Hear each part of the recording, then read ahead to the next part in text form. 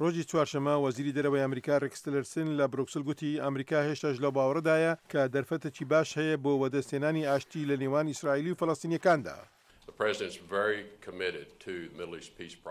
سەرۆک زۆر پابند بە پرۆسەی ئاشتی ڕۆژهەڵاتی ناوەڕاستە.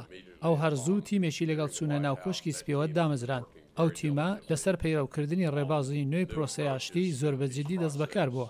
ئەوان بە شێوەیەکی هێمنانە لەگەڵ زۆر لەلایەنەکانی هەریمەکە لەسەر ئەو پرۆسەیە کاریان کردووە. وا ڕاگەیەندراوە تەلەرسن لە هەندێک حاڵەتدا بە پێچەوانەی ڕێبەری تیمەکە جیرال کۆشنەر بێت کەوە ڕاوێژکاری سەرەکی و زاوای سەرۆکە.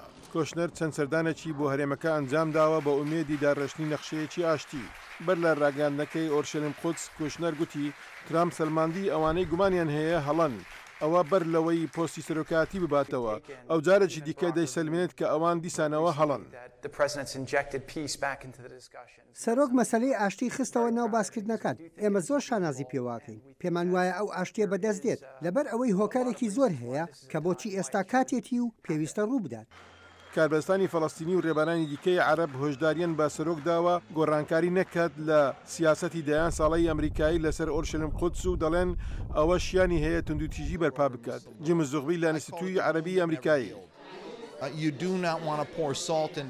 تۆ ناتەوێت زیاتر خبکەیتە سەر ئەو برینە چونکە ئاکامێکی نەخوازراوی دەبێت. من نامەیە بڵێم ئەمە کۆتایی پرۆسەی ئاشتیە یاخود مافی دانوساندکردن لە ئەمریکا دەسەندرێتەوە لەبەرەوەی یەکەم ئەمریکا هەرزوو مافی دانوساندکردنی لێسەندراوەتەوە و هیچ پرۆسەیەکی ئاشتیش لە گۆڕێدانە.